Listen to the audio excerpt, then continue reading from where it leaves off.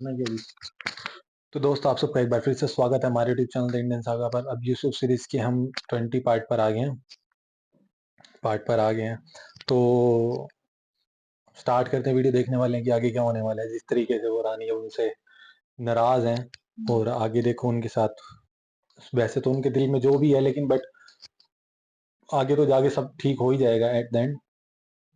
लेकिन बीच का टाइम जो निकालना होता है किसी की, मतलब किसी को कुछ नहीं मिलता ना किसी से एक्सपेक्टेशंस, तो वो उसको फिर नुकसान पहुंचाने लगता है। आज के समाज में भी हमने कई बार ऐसी चीजें देखी हैं। तो लेकिन एक जर्नी से, ये ऐसी जर्नी है कि जिससे सीखने को ही मिल रहा है ना अभी तक। और वाकई ही किस तरीके से गुजारा जाए और किस तरीके से वो जैसे बीच में बैठकर वो दुआ करते हैं ना कई बार। वो जब कह रहे थे पिछले एपिसोड में भी उन्होंने कहा था ना कि भाई परमात्मा, भाई अल्लाह मुझे अभी अकेला मत छोड़िए परवरदिगार, क्योंकि भाई यूसुफ को अपने हाल पर तन्हा मत छोड़ियो।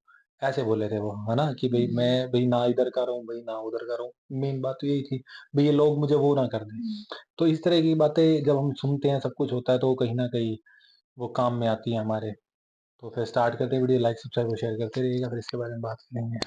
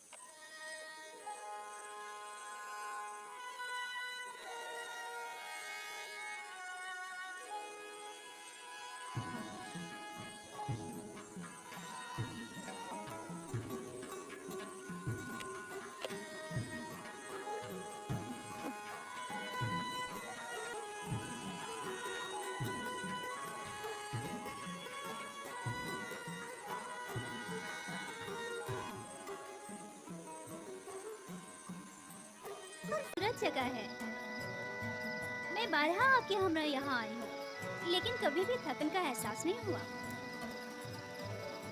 मालूम नहीं इस बार क्यों, ये जगह बहुत ही वीरान सी लग रही है।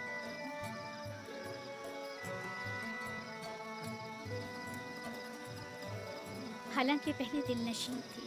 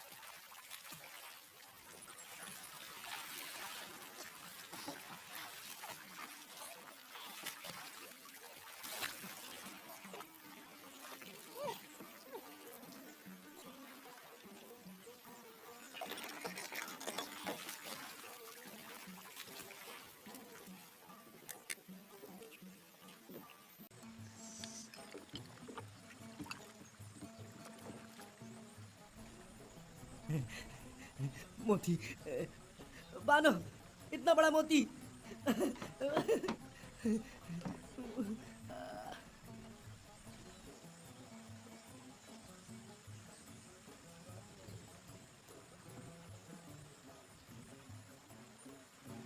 देखें तो बानो, कितना बड़ा मोती है।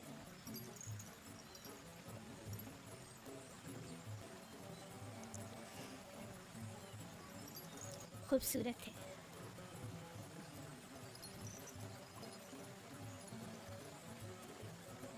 एक वक्त था जब ऐसे मोती देखकर आप वजद में आ जाया करती थी, लेकिन अब तब इससे कहीं ज्यादा हसीन गौहर जो नहीं देखा था।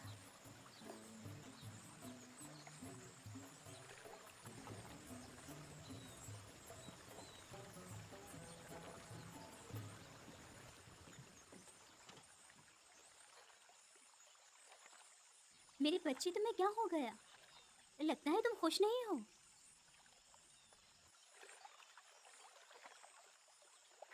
मेरा ख्याल था दूर रहकर दिल को करार आ जाएगा, लेकिन मालूम हुआ कि हिज्र फिराक का दर्द नज़दीकी और क़ुर्बत के अज़ाब से कहीं ज़्यादा सख्त है। अभी ज़्यादा अरसा नहीं गुजरा है, आहिस्ता आहिस्ता भूल जाएंगी। जो जो वक्त गुजरता जा रहा है, उसकी याद में मज़ीद इजाफा होता जा रहा है। मुझे डर है कि कहीं पागल ना हो जाऊं।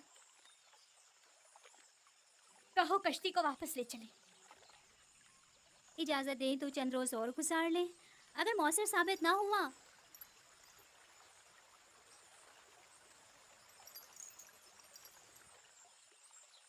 टिप्स वापस चलेंगे।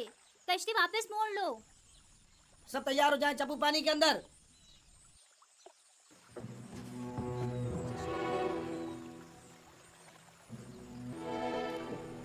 हरकत करेंगे। गोया फिर चाहती हैं कि कस्र में जगह जगह खड़ी होकर हजरत यासिर युजार सिर्फ को देखती रहे, जब तक उसे घुटने टेकने पर मजबूर ना कर दूं, चैन से नहीं बैठूंगी। और तुम्हें मेरी मदद करना होगी। मैं आपकी खुशनुदी के खातिर कोई कसर नहीं उठा रखूंगी। याद रहे, इस बात की किसी को भनक ना पड़े। आपको इत्मीनान दिलाती हूँ, लेकिन इस सब के बावजूद अगर युजार सिर्फ राजी ना हुआ तो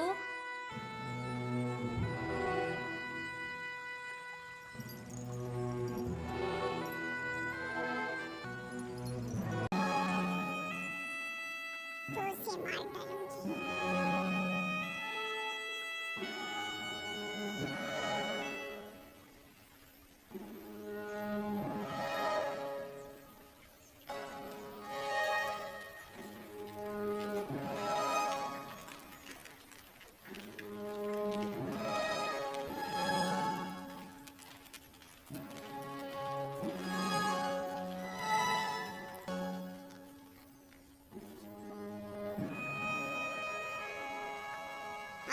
तीनों जमील बानों को कसर में वापसी पर खुशामदीद कहते हैं।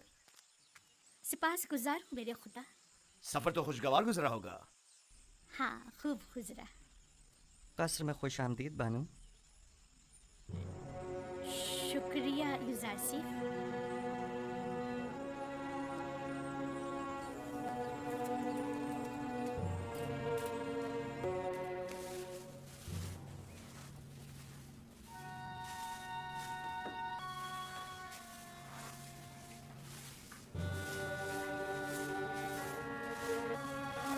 जनाब युजारसी, बानो जुलेखा ने आपको अपने कस्र में याद फरमाया है।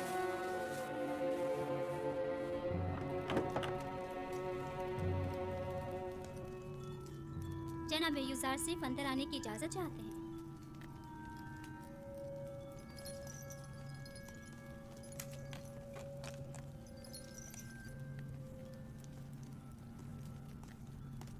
दरूद पर बानो जुलेखा। कस्र में आपकी आमद का खैर मकदम करता हूँ। उम्मीद है कि आपने इस सफ़र में खुशगवार और यादगार लम्हात गुजारे होंगे। शुक्रिया युजारसी। हाँ, अच्छा था। मैं अपनी अदम मौजूदगी में कस्र में रूनुमा होने वाले हालात और मसाइल की तफसीलात जानना चाहती हूँ। कोई ख़ास बात नहीं हुई, माँ सिवाय ये कि कस्र की सफाई सुथराई के हवाले से कुछ उमूर अंजाम पाए। खिदमतगारों और ग़ुलामों के मकानात जो ज़बूहाली का शिकार थे, उनकी मरम्मत वगैरह का काम अंजाम पाया, और खिदमतगारों के लिबास वगैरह के हवाले से कुछ तब्दीलियाँ और अंबार खुराक और लिबास के शोबों में कुछ इस्लाहात की गईं, जिनकी पूरी तफसील तहरीरी तौर पर आपकी खिदमत में पेश कर दी जाएगी। मेरी अदम मौजूदगी की इतनी कम मुद्दत में इतने सारे उमूर की अंजामदही। फ़राइज़ की अंजामदही से हटकर कोई काम अंजाम नहीं दिया बानो हुजूर। आपकी तमाम ज़हमात काबिल कदर हैं, और मैं बतौर शुक्रिया आपकी कारकर्दगी की वजह से वो मोती जो हमारे गोताखोरों ने नील के सफ़र के दौरान निकाला था, आपको हदिया कर दिया। मैं कस्र के उमूर की अंजामदही को अपना फ़र्ज़ समझता हूँ, और हमेशा आपकी और आली जनाब पुतिफ़ार की मोहब्बतों का एहसानमंद हूँ। ले लीजिए, ये आप ही के लिए है।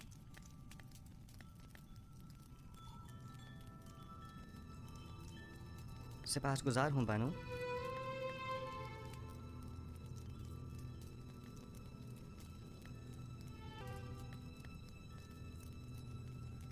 नहीं मालूम जनाब पेशकार की ये झुकी निगाहें अज़रूहे अदब है या बेइतनाई। नहीं बानो, ग़ुलाम को चाहिए कि वो अपने खुदावंद और अरबाब इख्तियार के हुजूर में हमेशा शर्मसार और सर तस्लीम खम रखे। तो आप पहले ऐसे क्यों ना थे? पहले खाकसार एक गैर तरबियत याफ्ता बच्चा था जो आदाब ग़ुलामी से नावाकिफ़ था। लेकिन मैं बचपन की उस खुलूस अपनाइयत को बड़प्पन के इस अदब और एहतराम पर तरजीह देती हूँ। हर दौर के अपने कुछ तकाज़े होते हैं। युजारसीफ ने आपसे अदब व एहतराम करना सीखा है बानो हुजूर। सिवाय अदब व एहतराम के कुछ और न देखेंगी। ज़रा बैठो। मैं चाहती हूँ कि बचपन की याद में जब मैं तुम्हारी देखभाल किया करती थी, ज़रा तुम्हें निगाहें भर के देखो। माजरत चाहता हूँ बानो, कस्र के कुछ उमूर की अंजामदही बाकी है। अगर बानो इजाज़त मरहमत फरमाएं तो उनके हुजूर से रुखसत चाहूँगा। बहुत खूब, जा सकते हो।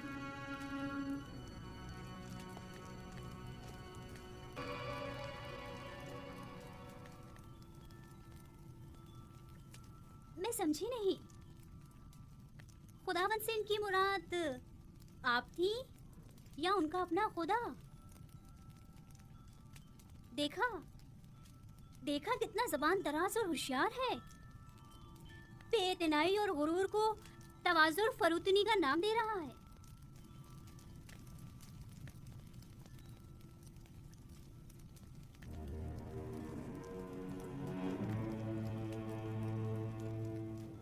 कहीं भी चला जाए, मेरी मुट्ठी में है।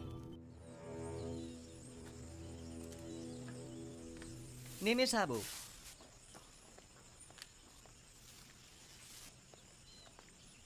जी आली जनाब, मेरे लायक कोई खिदमत? और सुनाओ, सैर और सयाहत कैसी रही? अच्छी भी और बुरी भी। जब तक बानो जुलेखा हंसती बोलती रहीं, अच्छी रही। जब उनका रवैया तल्ख हुआ, ओह, हमने भी अपनी हंसी को अलविदा कह दिया। रुदामुन के हमरा बाजार जाओ और इस मोती को फरोख्त करके खिदमतगारों और गुलामों के लिए लिहाफ और गद्दों का इंतज़ाम करो। ये बानो जुलेखा ने तोहफा दिया है ना? हाँ, लेकिन मेरे किसी काम का नहीं। ये कीमती तोहफा है, इसे तो संभाल कर रखिए। मुझे इसकी ज़रूरत नहीं है। लो, वैसे क्या हुआ जो इतनी जल्दी वापस लौट आए? लौट आए? हमें वापस लौटना पड़ा। मालूम नहीं क्या हुआ, शायद बानो जुलेखा को अपने शौरे अजीज जनाब पोतीफार की याद आ गई।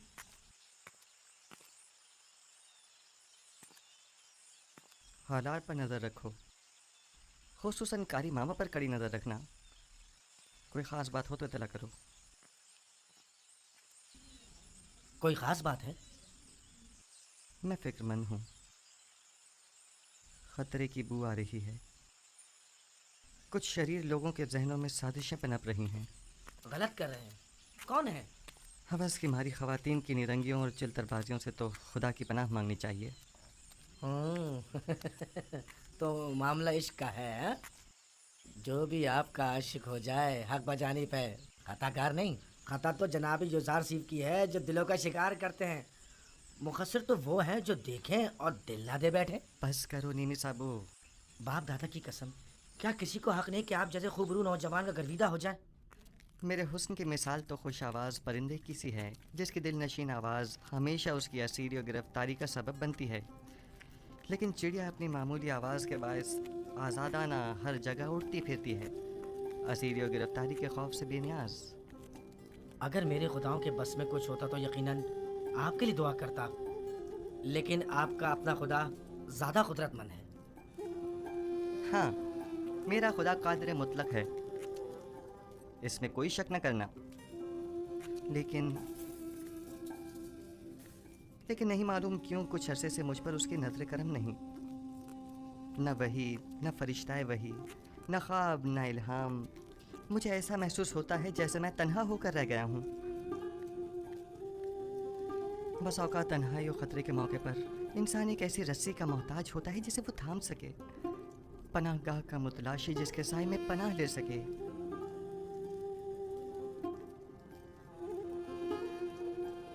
ऐ काश मेरे बाबा यहाँ होते। वो साजिशों और चालों से मुकाबले की राह हल से बखूबी वाकिफ हैं।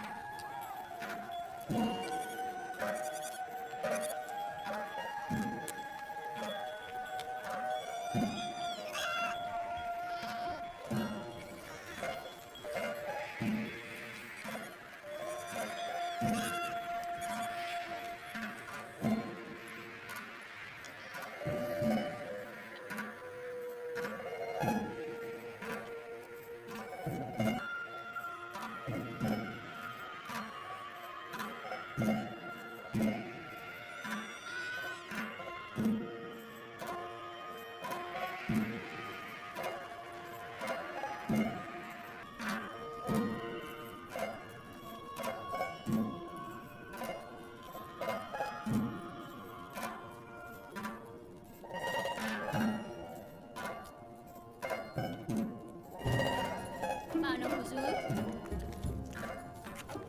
क्या मैंने नहीं कहा कि मुझे तन्हा छोड़ दो? युजार सिर्फ जनाब पोतीफार के पास गए हैं। अगर बानो उनके दीदार के मुश्ताक हो तो ये मुनासिब मौका है।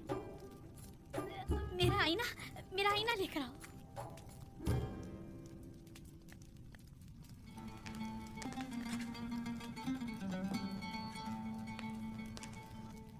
बिलाखिर तुमने होया और सुफर को उनके साहब का एहद पर बहाल कर ही दिया। पेशकार आला के ओहदे के होते हुए मैं अपने साबिका उमूर यानी किताब खानी और सुफ्रेदारी को बखूबी अंजाम नहीं दे सकता। अगर इजाज़त हो तो रोज़मर्रा उमूर की गुजारिशात आपकी खिदमत में पेश कर दूं। हमने तुम्हें अपना पेशकार आला मुंतखब किया है ताकि कसर के जुमला उमूर मसाइल की तरफ से आसूदा खातिर हो जाएं।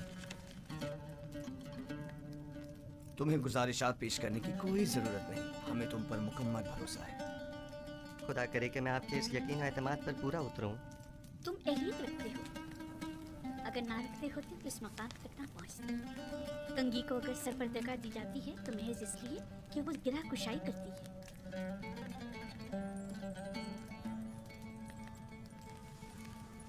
युजार से एहलिया कसर के लिए मुश्किल कुशा भी है और काबिल एतमाद भी। ताज्जुब है, जुलेखा अपने इस खानदानी गुरूर के बायस अमूमन किसी की सताइश नहीं करती, क्योंकि वो खुद जो हमेशा दूसरों की तवज्जो का मरकज रही हैं। यकीनन तुमने जुलेखा की हिस्से सताइश को भड़काकर तमाम साकिनान कसर के हिस्से सताइश को भड़का दिया है। मैं यकीन से कह सकती हूँ कि युजार सिर्फ इस वक्त तमाम अहले कसर के दिलों पर हुकूमत कर रही है। मैं खुद को इन लुत्फ़ इनायात के काबिल नहीं समझता, और अगर कोई काम मेरे हाथों अंजाम पाया है तो वो मेरा फ़र्ज़ था। अगर आली जनाब पुतिफार इजाज़त फरमाएं तो मैं उनके हुजूर से रुखसत चाहूँगा। कसर में तुम्हें आमदोरफ्त के लिए किसी इजाज़त की ज़रूरत नहीं। जब और जहाँ चाहो जिस वक्त चाहो आ जा सकते हो, कोई पाबंदी नहीं। शुक्रगुजार हूँ।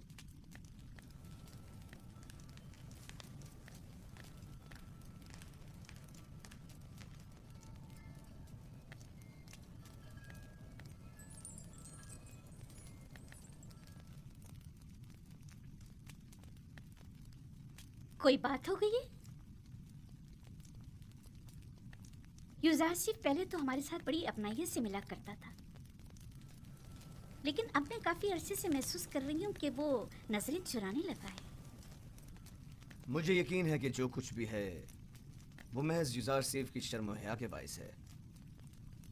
वो अब बच्चा नहीं रहा।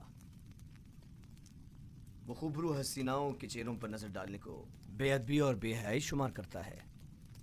मैं उसके रवैये को अपनी तौहीन शुमार करती हूँ। शायद उससे इस बात का खौफ हो कि जुलेखा की इन हसीन आंखों में देखने से कहीं वो उसके इश्क में गिरफ्तार ना हो जाए। आप तो हमेशा हर बात को मजाक में टाल देते हैं। मैंने तो हकीकत बयान की है। हसीनाओं की तीरे निगाह से हमेशा बचना चाहिए।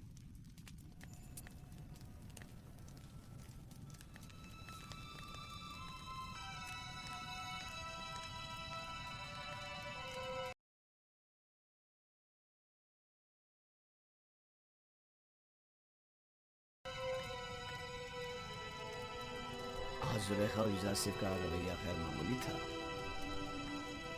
कुछ ऐसा जरूर है जिसका मुझे यकीन नहीं। क्यों नहीं? लिहाजा आराम करना चाहती हूँ, कोई मुखिल ना हो। आप इस्तराहत फरमाइए, मैं यहाँ हूँ बानो। तुम भी जा सकती हो, इसकी जरूरत नहीं।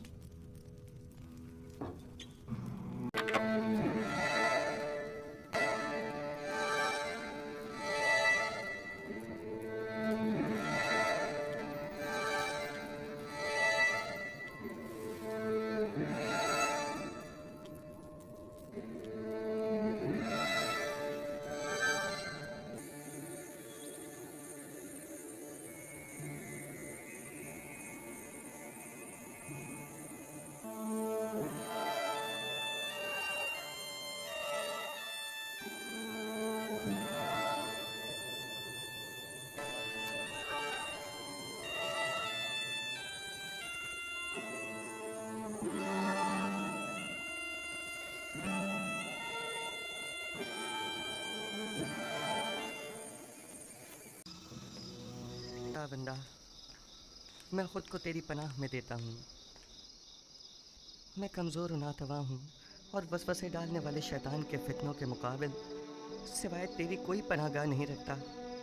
उमूर की अंजाम दही में मेरी तमाम तर तौज़ीफ़ात और लोगों के दिलों का मेरी तरफ माइल होना, यह सब तेरी जानिब से हैं। मैं तुझसे इल्तिजा करता हूँ कि मुझे मेरे हाल पर मत छोड़ देना।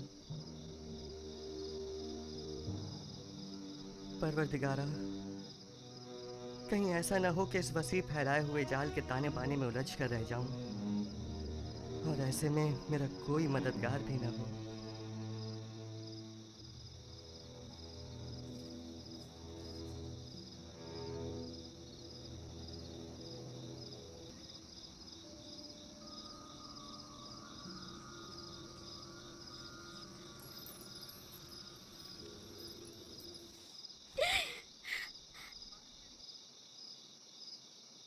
एम्मा बेवकूफ, आखिर मुझसे क्या चाहती हो? मेरा पीछा क्यों नहीं छोड़ देती? माजरत चाहती हूँ बानो, मुझे माफ कर दीजिए, मैं मजबूर थी। देखा, मैंने कहा था ना कि वो हमारे खुदाओं को नहीं मानता, कहा था कि वो काफिर है। हमें काहिने आज़म आँख माहू और जनाब पुतिफार को यहाँ बुलाकर दिखाना चाहिए ताकि वो हकीकत को नजदीक से देख ले। अगर यूसुफ सीख के ईमान से मुतालिक एक लफ्ज़ भी मुझसे निकाला या उसकी जान को किसी किस्म का खतरा पहुंचाने की कोशिश की तो मैं खुद आपकी जान ले लूंगी। मुझे उसके ईमान से कोई सरोकार नहीं। सुना तुमने? लेकिन बानो, मैं तो आपके लिए फिक्रमंद हूँ। वो आपके ईमान को नुकसान पहुंचा सकता है। ये आपका मसला नहीं है, आप मेरी खात्मा हैं। तो फिर आपको मेरा मुती होना चाहिए, और अगर अपनी ही मर्जी के मुताबिक अमल करना चाहती हैं तो अभी बता दें ताकि आपके बारे में कोई हतमी फैसला किया जाए। बेहतर बेहतर। मैं यूसुफ आसिफ के हवाले से कुछ न देखा न सुना। मैं आपको यकीन दिलाती हूँ कि ये राज राज ही रहेगा।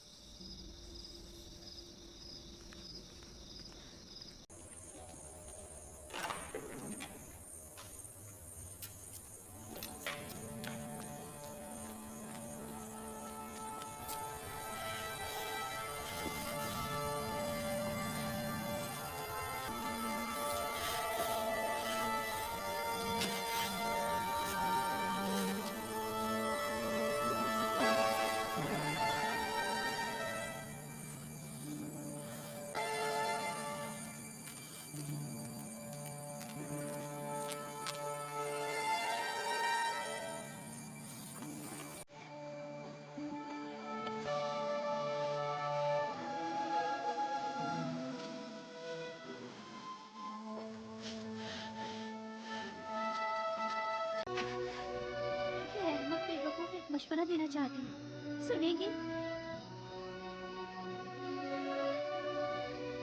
आप भी यूसुफ आसिफ की तरह खुद अपने खुदाओं से रुजू क्यों नहीं करती? क्यों मामूल बुजुर्ग से इसका कोई हल तलब नहीं करती?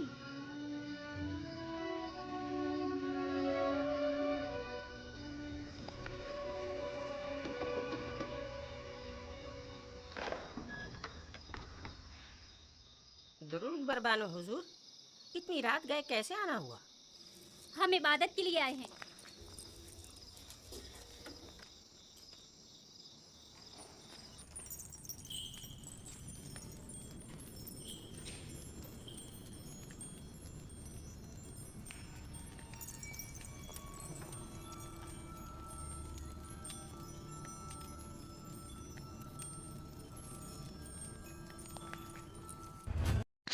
तो दोस्तों ये था पार्ट, मतलब काफ़ी शुरू में जैसे उनकी बेचैनी देखने को मिली कि जिस वजह से वो परेशान थे, और उनके लिए ही सारा वो किया गया था कि जैसे उनको भाई वहाँ पर ले गए थे और उनको मतलब ये समझाया जा रहा था कि मतलब उनको दिल रखने के लिए उनका जी बहलाया जा रहा था। वहाँ पे शुरू में देखी थी जो आपने वीडियो, तो काफ़ी अच्छी है वीडियो। आप बताओ, आप क्या कहना चाहोगे कि इस पार्ट के बारे में? वैसे तो इंटरेस्टिंग है, बस आगे देखने को मिलेगा, क्योंकि जिस तरीके से किसी चीज़ को पाने की बेचैनी होती है ना, वो नेचुरली तो उसे पता चल जाता है कि अगर वो चीज़ उसको नहीं मिलती तो वो उसी चीज़ का नुकसान करने की ही सोचता है। इससे ज़्यादा यही होता है, क्योंकि एक वो कहते हैं ना ईगो प्रॉब्लम आ जाती है, तो वहाँ पर ये चीज़ हो जाती है कि भई कोई हमें इनकार कैसे करा जा सकता है, जो कि आजकल हमने कई बार मूवीज़ में भी देखे हुए ऐसे देखे है ना। स्पेशली जिनके हाथ में पावर होती है तो उनका ईगो हाँ, हर्ट हो जाता है कि हमारे पास इतनी पावर है, सब कुछ है, उसके बाद भी हमें मना कर दिया। तो पर वो ईगो हर्ट हो जाती है वो सारी। और इस चक्कर में कितनी मतलब वो इंसान मतलब वो करने लग जाता है भाई, हुँ। उसी को नुकसान पहुँचाने लग जाता है। वैसे तो हाँ, देखा जाए तो जो अंदर गुलाम वगैरह हैं, उनको तो ज़रा खाने या इन चीज़ों से ही, हाँ, या मेहनत जिस तरीके से उनकी चल रही है, उनका जीवन उससे उसमें मतलब रमा हुआ है ना, कि वो उसकी भाग-दौड़ में लगे हों और इनकी भाग-दौड़ सिर्फ़ एक कंसेप्ट पे आके रुकी हुई है ना, तो आप क्या कहना चाहोगे? बस यही हम देख रहे हैं कि अब सीरीज़ किस तरह से नया मोड़ ले रही है। हर एपिसोड के बाद ही नया मोड़ ले रही है। हाँ, और यहाँ पे जो यूसुफ जी हैं, उनकी परेशानियाँ, क्योंकि वो अंदर ही अंदर सब कुछ समझते हैं और उनकी परेशानी है कि वो अपना नमक हरामी वाला काम ही नहीं है और साथ में उनकी इस तरफ कोई ऐसा ध्यान भी नहीं है। बात वो नहीं होती, हाँ। बात है कि उन्हें तहज़ीब मतलब उन वो अपने प्रैक्टिकल जीवन में जी रहे हैं। तो फिर इस वजह से वो उन चीज़ों से अगेंस्ट नहीं जाना चाहते क्योंकि उनके पास बचपन से ही जो टारगेट है, उनकी नज़र उस टारगेट पे है। तो अपने टारगेट से अगर हटेंगे तभी तो कहीं और नज़र जाएगी ना। तो फिर वो उनका टारगेट तो टारगेट अभी यही है कि समाज की भलाई और परमात्मा की इबादत। अभी तो वो वही कब इंतज़ार करें परमात्मा से अकेला महसूस और कर रहे हैं, अकेला कितना बेचैनी महसूस कर रहे हैं उन्हें और पता है किस कि तरह से अल्लाह के आगे वो अरदास कर रहे हैं, नमाज़ कर रहे हैं कि मेरी मदद करो, मतलब कि कहीं मैं इन चक्रों में ही पिस के ना रह जाऊँ। काफ़ी अच्छा एपिसोड है। हाँ, तो उसको एहसास तो हो गया कि भाई मेरी खतरे की घंटी बजी हुई है। हाँ, वो इसलिए है ना, वो तो इसीलिए है ना क्योंकि जब उन्होंने बात बोली थी ना कि वो क्या नाम है? राजा पुतीफर मतलब वो वहाँ पर मतलब शायद उनकी याद आ गई तो वापिस आ गए हैं वो। तब उनको खटका लगा कि भई ऐसा तो नहीं है। तभी उन्हें समझ आया कि मेरे को बुलाया है और मेरे लिए गिफ्ट वग़ैरह दिया गया तो इस वज़ह से ही। तो काफ़ी अच्छा एपिसोड मतलब और वो यही चीज़ वो पार्ट भी अच्छा लगा जहाँ पर वो उन्होंने मोती दिया, इतना कीमती मोती और वहाँ ज बाहर जाकर वो कहते हैं कि इसकी कीमत लगवा कर आओ और मतलब बाकी सबके लिए फैसिलिटीज़ का इंतज़ाम कर दो उन पैसों से। कि उन्होंने पूछा कि इतने कीमती मोती भई क्यों बिकवा रहे हो? तो वो कहते हैं कि भई मेरे लिए क्या ही है, ये किसी काम का नहीं है। तो सही बात मतलब है। यहाँ से पता लगता है कि उनके स्वभाव का कि उनके लिए कितनी महँगी चीज़ है जो दुनिया में तो वो मायने रखती है बट उनके लिए वो कोई भी चीज़ नहीं है। सिर्फ़ एक पत्थर या कुछ उस वो चीज़ के दुनियावी अलावा। चीज़ों से बहुत ऊपर थे। हाँ, उनके लिए मेन मोटिव है कि सबकी मदद तो करना। बाई चांस कई बार अब क्या होता है कि मैं आपको बताता हूँ स्क्रीन के ऊपर वीडियोज़ आती है ना तो रिसेंट में अब देखो बात ये हुई है ना, तो अली मिर्ज़ा साहब की एक वीडियो नेचुरली आई थी कि अगर पैसा नहीं है तो आपकी लाइफ़ मतलब बिना पैसे के कैसे है? तो वो वीडियो मैंने निकाल रखी थी। मैं जनरली मतलब अपने आप ही आई थी वो मैंने किसी के कहने पर नहीं, सामने आई तो मुझे लगा कि करनी चाहिए भाई लाइफ़ के ऊपर। तो नेक्स्ट हम वही वीडियो करेंगे। तो काफ़ी अच्छा एपिसोड था और रिलेट कर जाती है चीज़ें काफ़ी सारी। तो बस इतना ही कहना चाहूँगा कि आगे देखते हैं, आगे जितने एपिसोड हर एपिसोड के साथ कुछ ना कुछ मतलब एक जर्नी का जो मतलब उसके अंदर छुपी हुई चीज़ें हैं, वो सारी हमारे सामने आ रही हैं, जो कि काफ़ी अच्छी लगती है देखने में। तो मिलते हैं जल्दी नेक्स्ट वीक में। लाइक, सब्सक्राइब, शेयर करते रहिएगा। अभी के लिए इतना काफ़ी है। बाय।